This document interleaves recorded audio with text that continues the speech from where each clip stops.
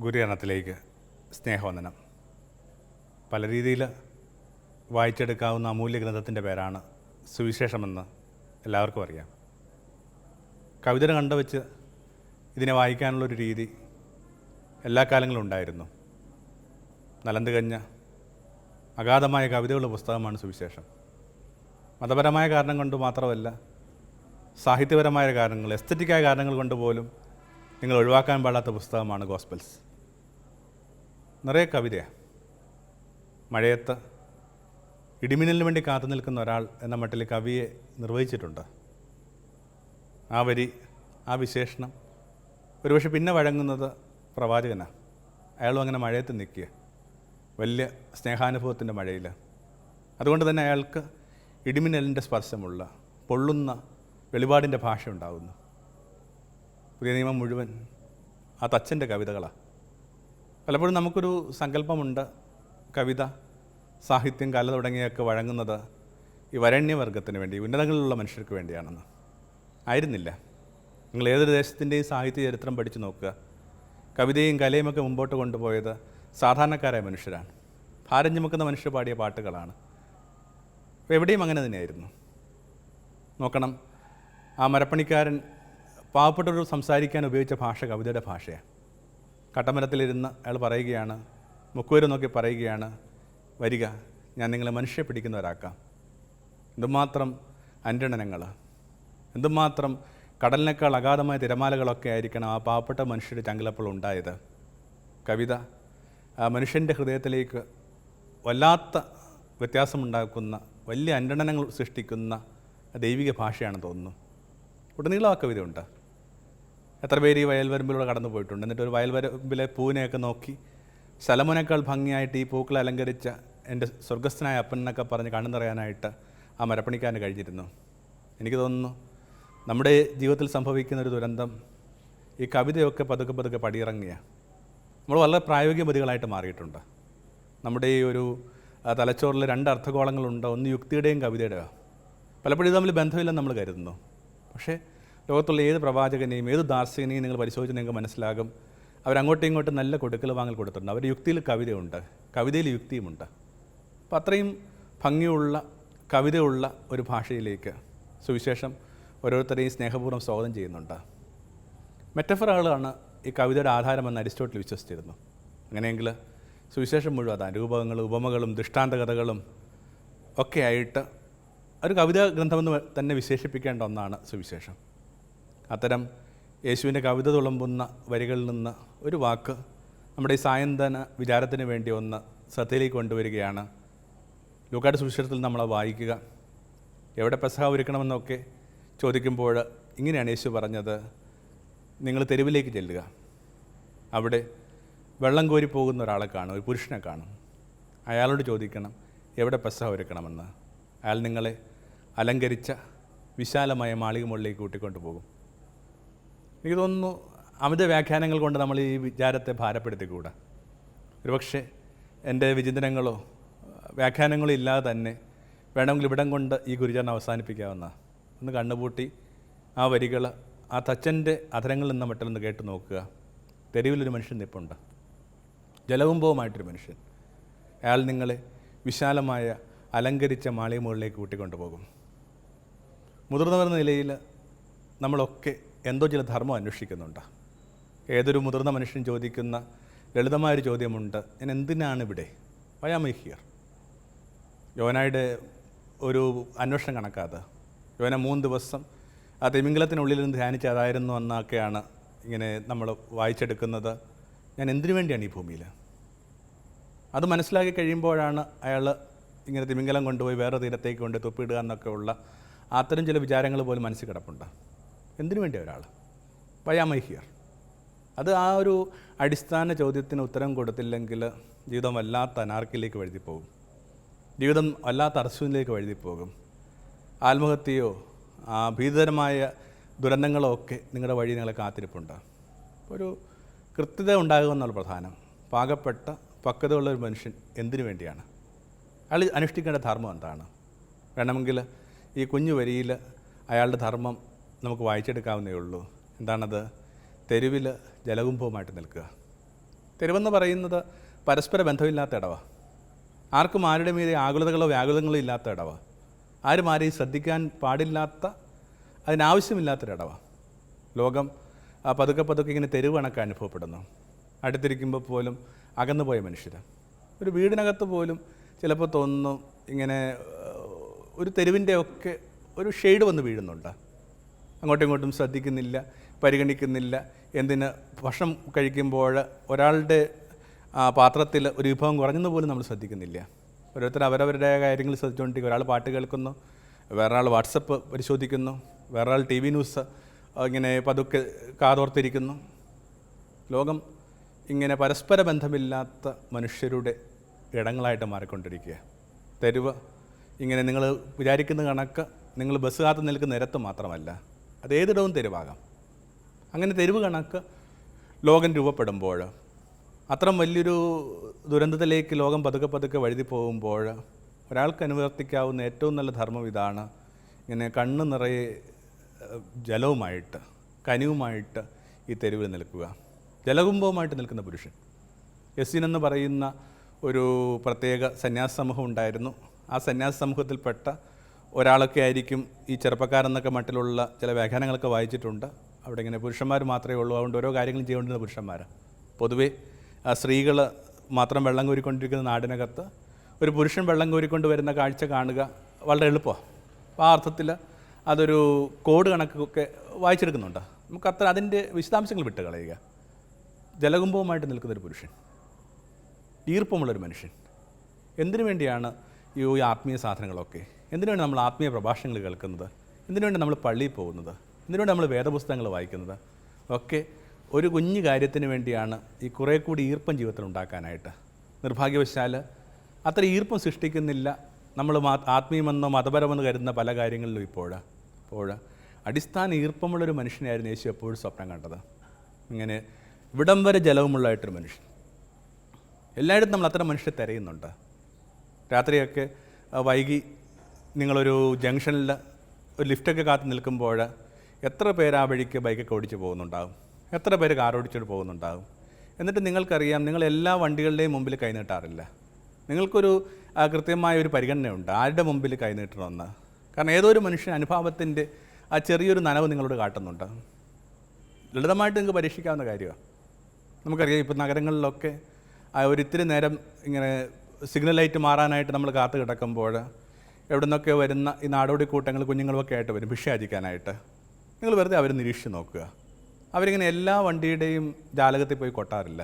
അവരിങ്ങനെ നടന്നു പോകുമ്പോൾ പെട്ടെന്ന് ഏതോ ഒരു വണ്ടി അവർ ശ്രദ്ധിക്കുക, പതുക്കെ വന്നിട്ട് അതിൽ കൊട്ടുക. ഇപ്പോൾ ഏതൊരു തെരുവ് നിൽക്കുമ്പോഴും അനുഭവമുള്ള മനുഷ്യർ, കരുണ കാട്ടുന്ന മനുഷ്യർ, അപരന് തങ്ങളുടെ ഹൃദയത്തിൽ ഇടം കൊടുക്കുന്ന മനുഷ്യരൊക്കെ നമുക്ക് നന്നായിട്ട് തിരിച്ചറിയാൻ പറ്റും. നനവുള്ള മനുഷ്യരെ എവിടെ വേണമെങ്കിലും തിരിച്ചറിയാൻ പറ്റും. ഒരു സർക്കാർ ഓഫീസിലൊക്കെ പോയാൽ ഇത് കൃത്യമായിട്ട് മനസ്സിലാകും. കുറേ അധികം പേരിരിക്കുന്നിടത്താണ് നമ്മൾ ചെല്ലുമ്പോൾ ആ കാര്യമായ താല്പര്യമോ മമതയോ പരിഗണനയോ ഒന്നും പലപ്പോഴും നമുക്ക് കിട്ടാറില്ല. അപ്പോൾ ആരോട് ചോദിക്കണമെന്നും ആരോടിലേക്ക് തിരിയണമെന്നും ഒക്കെ നമ്മൾ ആശങ്കപ്പെട്ട് നിൽക്കുമ്പോൾ കാണാം, ആ അറ്റത്ത് നിന്ന് ഒരു ചെറിയ പെൺകുട്ടിൻ്റെ പുഞ്ചിരി കാണുന്നുണ്ട്. എന്തൊരു സ്വസ്ഥതയാണ്. നമ്മൾ പതുക്കെ അവളുടെ അടുക്കലേക്ക് ചെന്നിട്ട് പറയുന്നു, കുഞ്ഞ് എനിക്കൊരാവശ്യമുണ്ട്, നിനക്കത് ചെയ്യാൻ പറ്റുമോ? ഉള്ളിൽ നനവുള്ള കണ്ണിൽ കരുണയുള്ള മനുഷ്യരെ കാലം തേടുകയാണ്. ഇത്തരം തെരുവീഥികളിൽ നമുക്ക് ലഭിക്കുന്ന ഏറ്റവും വലിയ സമാശ്വാസം അവരാ. ഒരുതരം തെരുവ് വിളക്കുകൾ കണക്കാണ്. ഈ തെരുവ് വിളക്കുകളുടെയൊക്കെ ആ ചരിത്രം ആരംഭിക്കുമ്പോൾ ബ്രിട്ടനിലൊക്കെ അത് സാധാരണ കാഴ്ചയായിരുന്നു. ഇങ്ങനെ സന്ധ്യയാകുമ്പോൾ മനുഷ്യർ വന്നിട്ട് ഈ വിളക്കിനകത്ത് അന്നിങ്ങനെ എണ്ണ വിളക്കുകൾ തന്നെയാണ്, കയ്യിലിങ്ങനെ ഒരു ലാഡറുമായിട്ട് വന്നിട്ട് എണ്ണ വിളക്കുകൾ തെളിച്ചിട്ട് നടന്നു പോകുന്ന മനുഷ്യർ.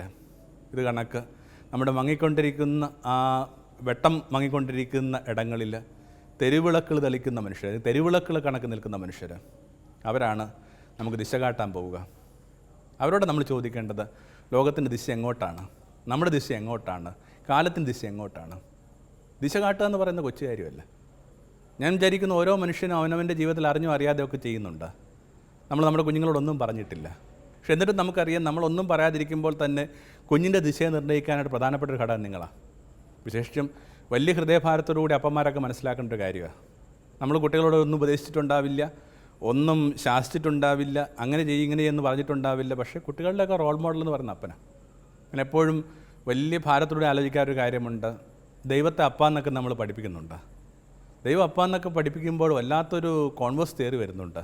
ദൈവം അപ്പയാണെങ്കിൽ അപ്പൻ എന്തുകൊണ്ട് ദൈവമാവുന്നില്ല, അല്ലെങ്കിൽ അപ്പൻ ദൈവമാവേണ്ട ബാധ്യതയില്ലേ? അപ്പോൾ അറിഞ്ഞോ അറിയാതെയൊക്കെ നിങ്ങൾ ആരുടെയൊക്കെ ദിശയെ നിർണ്ണയിക്കുന്നുണ്ട്. കുറേ കൂടി ബോധപൂർവ്വം ആ നിശാനിർണ്ണയത്തിൽ പങ്കുചേരുക എന്നുള്ളതാണ് മുതിർന്നവർക്ക് അനുവർത്തിക്കാവുന്ന മറ്റൊരു കർമ്മം. നനവുള്ള ദിശാബോധം കൊടുക്കുന്ന മനുഷ്യന് ഇതിനകത്ത് വലിയ ശാഠ്യമൊന്നും ആവശ്യമില്ല. ഒരില ഒഴുകിപ്പോകുന്ന കണക്കാ. ഒരില ഒഴുകിപ്പോകുമ്പോൾ പെട്ടെന്ന് അത് എവിടെയോ തട്ടി നിൽക്കുന്നു. ഒരു ചെറിയൊരു കമ്പ് കൊണ്ട് നിങ്ങൾ അതിനെ ഒന്ന് തൊട്ട് വിട്ട് കഴിയുമ്പോൾ അതൊന്നുകൂടി കറങ്ങിയിട്ട് വേറെ ദിശയിലേക്ക് ഒഴുകിപ്പോകുന്ന കണക്ക് നിങ്ങളുടെ ചെറിയ ചെറിയ ഇടപെടലുകൾക്ക്, സൗമ്യമായ ഇടപെടലുകൾക്ക്, കരുതലുകൾക്കൊക്കെ ജീവിതത്തിൻ്റെ വഴിയെ നിർണ്ണയിക്കാനും തിരിച്ചുവിടാനും ഒക്കെ കെൽപ്പുണ്ട്. അതിൽ കുറേ കൂടി വിശ്വാസം ഉണ്ടാക്കിയെടുക്കാം. എനിക്ക് തോന്നുന്നു അവനവനിൽ തന്നെ വിശ്വാസം ഉണ്ടാക്കാനുള്ള പ്രധാനം. ഈ ഒരു പട്ടമൊക്കെ കിട്ടിയിട്ട് 10-20 വർഷമാകുന്നുണ്ട്. പട്ടത്തിൻ്റെ ആദ്യ ഒരു കാലഘട്ടങ്ങളിൽ നമ്മുടെ ആ കാലത്തിൻ്റെ ആ ഒരു യൗവനത്തിൻ്റെയൊക്കെ ഒരു പ്രത്യേക തോന്നലുകൾ കൊണ്ട് ഞാൻ പലപ്പോഴും വിചാരിച്ചിട്ടുണ്ട്, ഞാൻ റോൾ മോഡലൊന്നുമല്ല, ആരുടെയും ജീവിതത്തെ സ്വാധീനിക്കാനോ ആരുടെയും ജീവിതത്തിൻ്റെ മാതൃകയല്ല ഞാൻ. പക്ഷേ ഇപ്പോൾ ഒരു 10-20 വർഷം കഴിയുമ്പോൾ നമുക്ക് മനസ്സിലാകുന്നുണ്ട്, നമ്മൾ അങ്ങനെ അല്ലെന്ന് ധരിച്ചിരിക്കുമ്പോൾ പോലും ഏതൊക്കെയോ ആരുടെയൊക്കെയോ ജീവിതത്തിൻ്റെ ഒരു റോൾ മോഡലായി മാറിയിരിക്കുന്ന എന്ന് പറയുന്ന ഭാരമുള്ളൊരു ബാധ്യത നമുക്ക് അനുഭവപ്പെടുന്നുണ്ട്. അപ്പോൾ നമ്മൾ വിചാരിക്കുന്ന കണക്ക് അത്ര ലളിതമല്ല ഓരോരുത്തരുടെ നിലനിൽപ്പ്. അവരവരുടെ നിലനിൽപ്പുകൾക്കിടയിൽ അവർ കൊടുക്കുന്ന കൈമാറുന്ന നല്ലതോ ചീത്തമായ സ്വാധീനങ്ങളുണ്ട്. പുളിമാവ് പോലെ എന്നൊക്കെ യേശു പറഞ്ഞത്. പുളിമാവിൻ്റെ യേശു നെഗറ്റീവായിട്ടും പോസിറ്റീവായിട്ട് ഉപയോഗിക്കുന്ന ഏക പ്രതീകം അതാണെന്ന് പറയുന്നത്. നിങ്ങൾ നല്ല പുളിമാവണമെങ്കിൽ നിങ്ങൾ കൈമാറുന്നത് ഭംഗിയുള്ള സ്വാധീനങ്ങൾ, നിങ്ങൾ മോശം പുളിമാവണമെങ്കിൽ നിങ്ങൾ കൈമാറുന്ന ജീർണതയുടെയും ഒക്കെ അത്ര ഭംഗിയില്ലാത്ത ഋണവും ഗുണപരവുമായിട്ടുള്ള പുളിമാവുള്ള മനുഷ്യനാണ് നമ്മൾ. അപ്പോൾ 2 കാര്യങ്ങളാണ് നമ്മളിപ്പോൾ ഒന്ന് മനസ്സിലേക്ക് കൊണ്ട്. ഒന്ന്, ഈർപ്പമുള്ള ഒരാളായിട്ട് നിൽക്കുക. 2, ദിശാബോധം കാട്ടുക.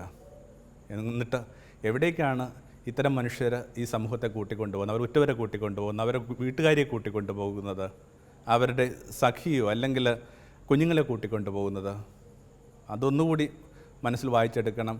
അലങ്കരിച്ച വിശാലമായ മാളികമുകളിലേക്ക് കൂട്ടിക്കൊണ്ടുപോവുക. 3 വാക്കുകളും നല്ല വിശേഷണങ്ങൾ ജീവിതവുമായി ബന്ധപ്പെട്ട. ഓൾറെഡി നമ്മൾ മറ്റൊരു സന്ധ്യയിൽ മുമ്പുള്ള ഒരു ഞായറാഴ്ചകളിൽ നമ്മളത് പറഞ്ഞിട്ടുണ്ട്. അലങ്കരിക്കുക എന്ന് പറയുന്ന സംഭവം, അലങ്കരിച്ച വിധാനം. ഓരോരുത്തരും കുറേ കൂടി അവരുടെ ജീവിതത്തെ ഭംഗിയുള്ളതാക്കി മാറ്റേണ്ട ബാധ്യതയുണ്ട്, മാറ്റാനുള്ള കേൾപ്പുണ്ട്. ജീവിതം വെറുതെ കുറച്ച് നിലനിൽപ്പിൻ്റെ മാത്രം കഥയല്ല. എന്തുകൊണ്ടാണ് നിങ്ങൾ ഭക്ഷണം ഒരു നല്ല പാത്രത്തിൽ വിളമ്പി കൊടുക്കുന്നത്, അതിഥിക്ക് വേണ്ടി ഏറ്റവും നല്ല പാത്രങ്ങൾ കരുതി വെക്കുന്നത്? വിശപ്പടക്കം മാത്രമാണ് ഭക്ഷണത്തിൻ്റെ ധർമ്മമെങ്കിൽ നിങ്ങൾ ഉപയോഗിക്കുന്ന ഓട്ടുപാത്രങ്ങളിലോ ഒക്കെ അത് കൈമാറാമായിരുന്നല്ലോ. ഇപ്പോൾ എല്ലാവർക്കും അറിയാം എങ്ങനെയാണ് തങ്ങളുടെ ജീവിതത്തെ ഭംഗിയുള്ളതാക്കി മാറ്റുന്നത്, അലങ്കരിക്കേണ്ടതെന്ന്. കുറേ കൂടി അലങ്കരിച്ചൊരു ജീവിതം സാധ്യമാണ്. ഒരു പുഞ്ചിരി കൊണ്ട് പോലും നിങ്ങൾക്ക് നിങ്ങളുടെ ജീവിതത്തെ അലങ്കരിക്കാൻ പറ്റും. ഒരു കാര്യം ഓർത്താൽ നല്ലതാണ്, നിങ്ങളൊരു വശത്തൂടെ ഒരു വഴിയിലൂടെ ഒരിക്കൽ മാത്രമേ സഞ്ചരിക്കുന്നുള്ളൂ. ആ ഒരു വഴിയിലൂടെ ഒരിക്കൽ സഞ്ചരിക്കുമ്പോൾ ഒരിടത്തിൽ ഒരിക്കൽ മാത്രം എത്തുന്ന നിങ്ങളുടെ ജീവിതം എന്തുകൊണ്ട് വലിയൊരു ഓർമ്മയുടെ മുദ്ര പതിപ്പിച്ചുകൊണ്ട് നിങ്ങൾ കടന്നു പോയിക്കൂടാ? ഒരു ഓഫീസിലാണ് നിങ്ങൾ ജോലി ചെയ്യുന്നെങ്കിൽ ഒരു വയോധികനായ മനുഷ്യൻ വരുന്നു, കൂനിപ്പിടിച്ച് വരികയാണ്. ലോകത്തെ ഏതൊരു ഇടത്തിലും ഒരു വീടിനകത്തേക്ക് പ്രായമുള്ളൊരു വ്യക്തി വരുമ്പോൾ ആ വീടിനകത്തുള്ളവർ എണീറ്റ് നിൽക്കാറുണ്ട്. എന്നിട്ടും ആ 35-40 വയസ്സുള്ള ഒരു ഉദ്യോഗസ്ഥനായ നിങ്ങൾക്ക് എന്തുകൊണ്ട് ഒന്ന് എണീറ്റ് നിൽക്കാനായിട്ട് തോന്നിയില്ല? അങ്ങനെ നിങ്ങളൊന്ന് എണീറ്റ് നിന്നിരുന്നെങ്കിൽ അതൊരു ഓഫീസിലെ ശീലമായി മാറിയേനെ. വയോധികരെ കാണുമ്പോൾ എണീറ്റ് നിൽക്കുക എന്ന് പറയുന്നൊരു ശീലം എന്തൊരു ആദരവാണ്, എന്തൊരു ഭംഗിയാണ് നിങ്ങളുടെ ആ ഒരു ഔദ്യോഗിക ജീവിതത്തിൽ നിങ്ങൾ അതുവഴി കൊടുക്കുക. ഇത്തിരി മനസ്സ് വെച്ച് കഴിയുന്നാൽ ഓരോരുത്തർക്കും അവരവരുടെ ജീവിതത്തെ അലങ്കരിക്കാനായിട്ട് പറ്റും. യേശു തൻ്റെ അപ്പനെക്കുറിച്ച് പറയുന്ന പോലും അങ്ങനെയാണല്ലോ, വയൽപ്പൂക്കളെ അലങ്കരിച്ച എൻ്റെ അപ്പൻ, സലമോനേക്കാൾ ഭംഗിയായിട്ടുള്ള അലങ്കരിച്ച അപ്പൻ. ഏറ്റവും ലളിതവും സാധാരണമെന്ന് പറയുന്ന കാര്യങ്ങൾ പോലും എന്തുമാത്രം അലങ്കരിക്കാമെന്നൊക്കെ ഉള്ളതിൻ്റെ ഭംഗിയുള്ള സൂചനയാണത്. വീട്ടിലൊരു ധർമ്മക്കാരൻ വരുന്നു, ആ വാക്ക് തന്നെ നമ്മൾ ശ്രദ്ധിക്കണം. നമ്മുടെ നാട്ടിൽ നമ്മൾ ഉപയോഗിച്ചിരുന്ന വാക്ക് ധർമ്മക്കാരെന്നാണ്. നമ്മളതിനെ പിച്ചക്കാരെന്ന മട്ടിലേക്ക് ചുരുക്കിപ്പോയി. 2 ചെറിയ വാക്കുകളാണ്, പക്ഷേ 2 വാക്കുകൾക്കിടയിൽ നിങ്ങൾ സങ്കല്പിക്കുന്നതിനേക്കാൾ വലിയ അകലമുണ്ട്. ഒരു ധർമ്മക്കാരൻ വരുന്നു, വേണമെങ്കിൽ അയാളുടെ പാത്രത്തിലേക്ക് ഒരു 5 രൂപ തൊട്ടിട്ട് കൊടുക്കാം, ഇല്ലെങ്കിൽ നിങ്ങളുടെ കുട്ടിയുടെ കയ്യിൽ അത് കൊടുത്തിട്ട് കുഞ്ഞെ അമ്മു നീ ഇത് കൊടുക്കുന്നതിനേക്കാൾ മുമ്പേ ഒന്ന് നമസ്കരിച്ചിട്ട് അദ്ദേഹത്തിൻ്റെ കയ്യിലോട്ടത് വെച്ച് കൊടുക്കുക. ഇതൊരു ഭംഗിയുള്ള സംസ്കാരത്തിലേക്കാണ് നിങ്ങൾ ഈ കുഞ്ഞിനെ കൂട്ടിക്കൊണ്ട് പോവുക. ഇത്തിരി മനസ്സ് വെച്ച് കഴിഞ്ഞാൽ ഓരോരുത്തർക്കും അവരവരുടെ പാർക്കുന്ന ഇടങ്ങളെ മുമ്പൊരിക്കൽ നമ്മൾ സൂചിപ്പിച്ച കണക്ക് അവരവരുടെ വിധാനങ്ങൾ അലങ്കരിക്കാനായിട്ട് പറ്റും. ദൈവം ആകാശം സൃഷ്ടിച്ചു. രണ്ട് കാര്യങ്ങൾ കൊണ്ട് വേണമെങ്കിൽ കഥ അവസാനിപ്പിക്കാമായിരുന്നു. ഒരു ചെറിയ ഗോളവും വലിയ ഗോളവും, ചന്ദ്രനും സൂര്യനും ഒക്കെ നമ്മുടെ പരമ്പരാഗതമായ ഭാഷയിൽ. പക്ഷെ അങ്ങനെയല്ല ചെയ്തത്. നിറയെ നക്ഷത്രങ്ങൾ കൊണ്ട് അതിനെ അലങ്കരിച്ചു. നക്ഷത്രങ്ങൾ ഒരുപക്ഷെ നിലനിൽപ്പിന് അത്ര പ്രധാനപ്പെട്ടതല്ല. സൂര്യൻ നിലനിൽപ്പിന് അർഹതപ്പെട്ടതാണ്. നിലനിൽപ്പ് മാത്രമല്ല ജീവിതം. എന്തും ഇത്തിരി മനസ്സ് വെച്ച് കഴിഞ്ഞാൽ നിങ്ങൾക്ക് അലങ്കരിക്കാനായിട്ട് പറ്റും, ഭംഗിയുള്ളതാക്കാനായിട്ട് പറ്റും. പിന്നെ ആ വിശാലമായ ഇടത്തിലേക്ക് കൂട്ടിക്കൊണ്ടു പോവുക. ലോകം ഇങ്ങനെ ചുരുങ്ങിക്കൊണ്ടിരിക്കുക.